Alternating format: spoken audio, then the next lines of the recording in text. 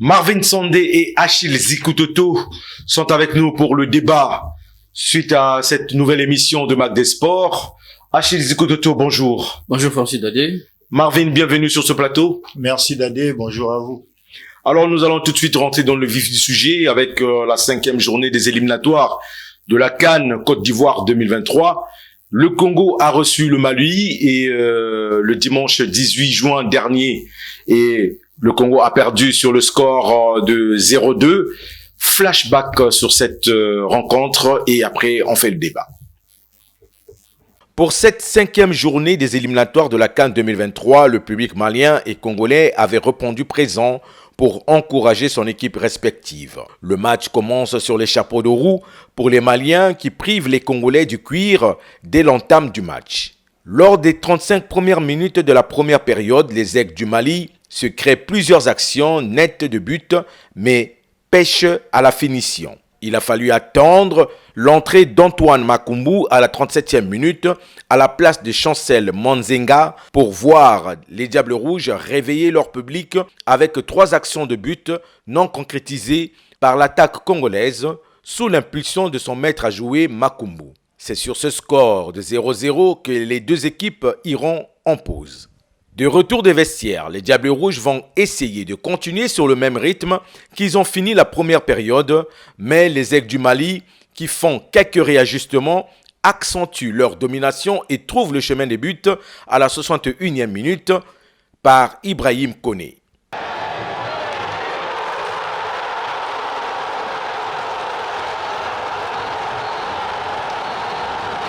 À la 72e minute, Néné Dorgiel, sur une contre-attaque bien menée, enfonce le clou pour le 2-0 victorieux pour les Maliens. Toujours pareil pour le peuple malien. Voilà, je suis très content de cette première victoire du Mali ici au Congo-Brazzaville. Ça faisait très longtemps qu'on n'avait pas gagné. Voilà, donc je suis fier de mes joueurs. Je suis fier de mon groupe, je suis fier de mon staff. C'est une grosse performance de venir gagner ici. Voilà, il y a un stade, ça pue le foot ce stade. Voilà, il y a un public. Voilà, les 5 minutes là où on a souffert, c'était impressionnant. Donc c'est une grosse performance de venir gagner ici. Donc moi maintenant je pense à mes frères qui sont dans la tribune. Je pense à mes frères qui sont au pays. Voilà, ils peuvent être fiers de leurs joueurs. Donc maintenant on va continuer à travailler, bien préparer cette Coupe d'Afrique en 2024 et puis déjà on va se reposer parce que...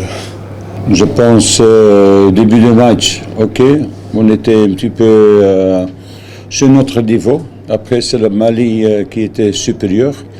C'est pour ça aussi qu'on a fait un changement parce que on n'était pas équilibré bien au milieu du terrain et on a perdu beaucoup de balles.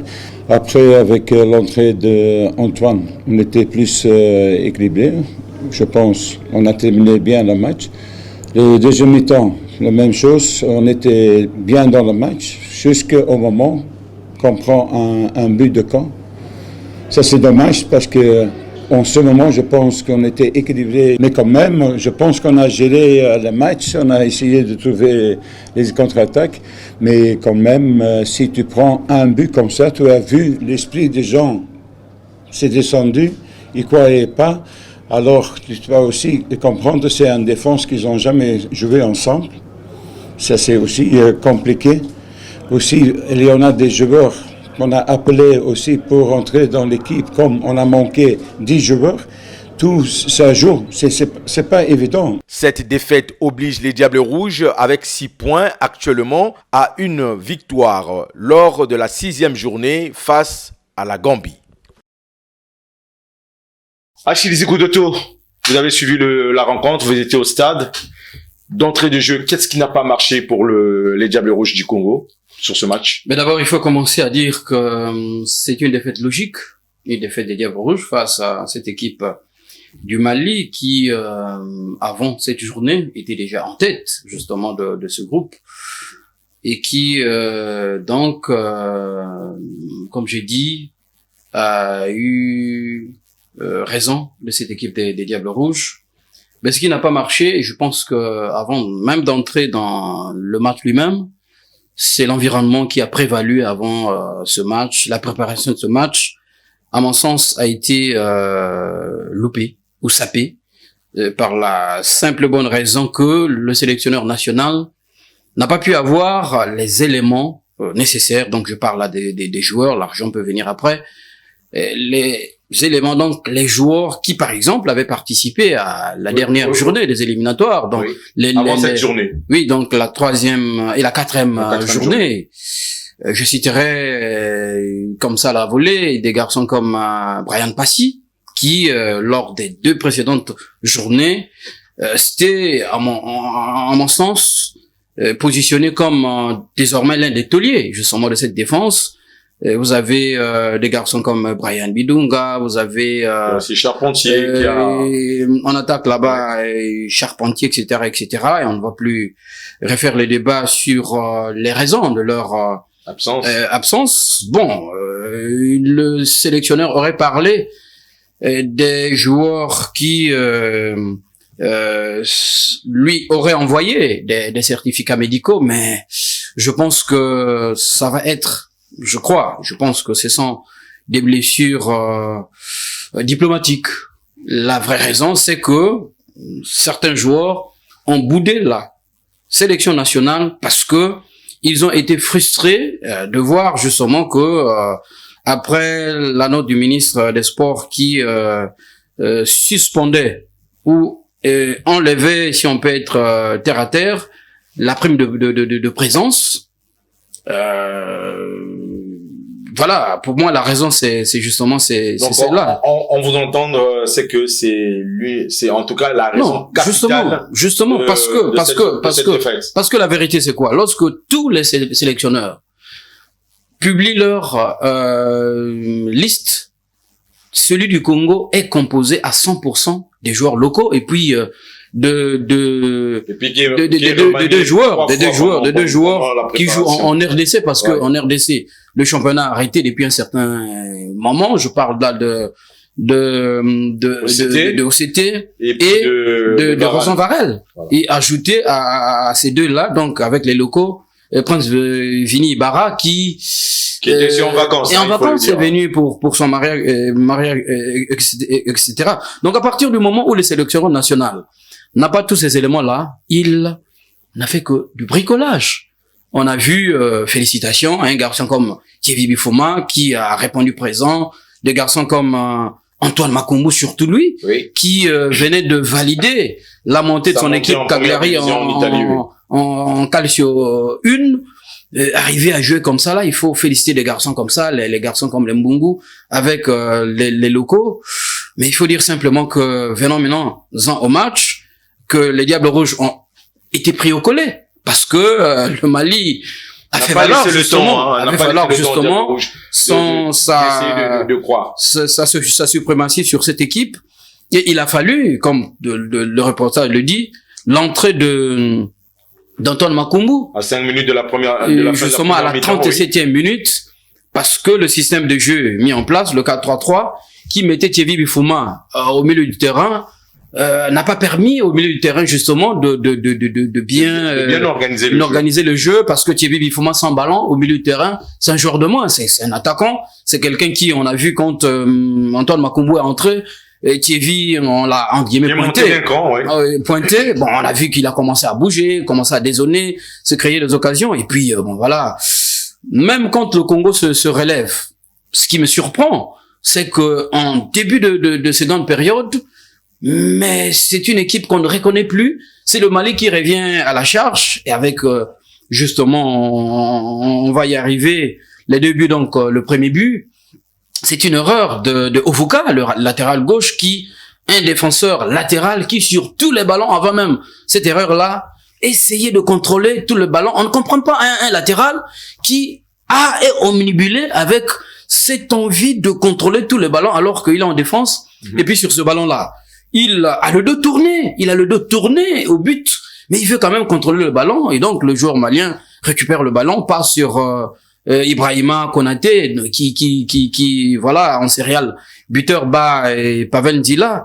Et quelques minutes après, bon, le deuxième but, c'est la même configuration. une défense qui est surprise. Contre-attaque et puis... Ben voilà, ça fait mouche. Marvin, on savait que le Mali était supérieur à nous sur plusieurs points. Mais est-ce que, en regardant le match, est-ce que le Congo avait la place de tirer son épingle du jeu, ne fût-ce que faire un match nul?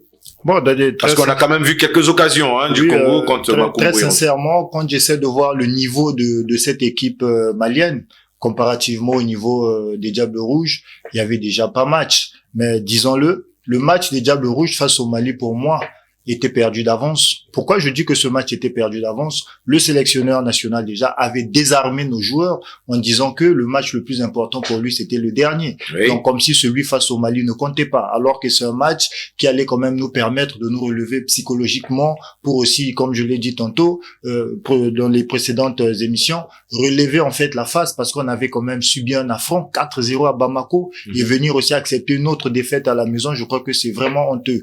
Maintenant, quant aux facteurs qui expliquent aussi, hormis celui que je venais d'évoquer, d'autres facteurs, il y en a eu bien sûr. N'oublions pas que la plupart des joueurs sont en fin de saison, donc ce sont les vacances. Et quand j'essaie de voir la façon dont les Diables Rouges se sont comportés sur le terrain, je crois qu'ils sont beaucoup plus venus en vacances que pour jouer un match aussi important.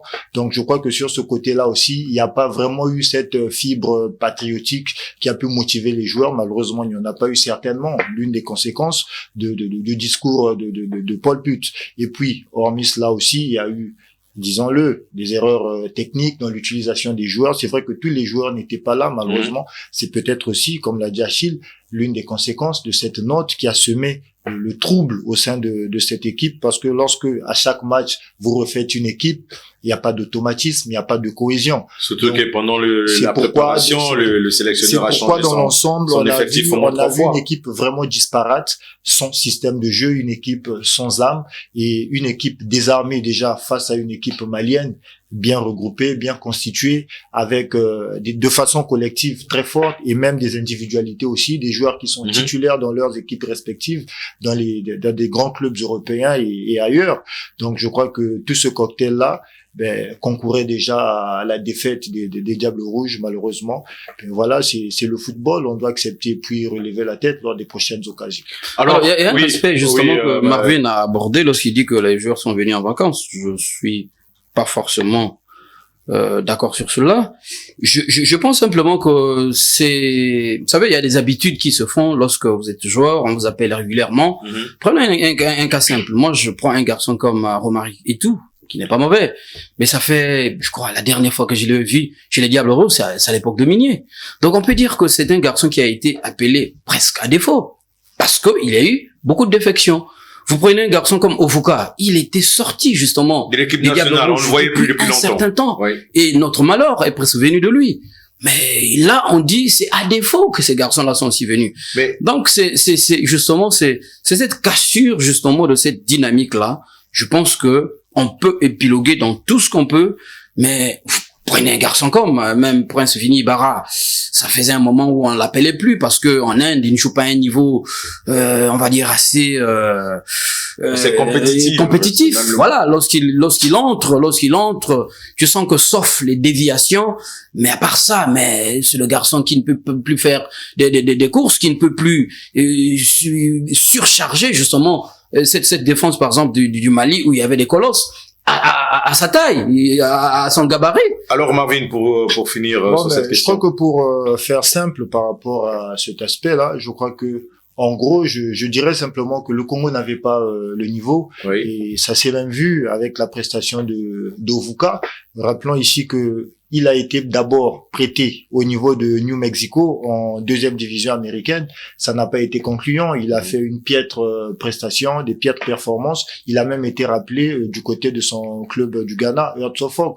Mais après, sur le terrain, il n'est pas présent. Donc, lorsqu'un joueur qui n'a pas du jus dans les jambes, qui est rappelé pour un match important face aux meilleurs joueurs du continent.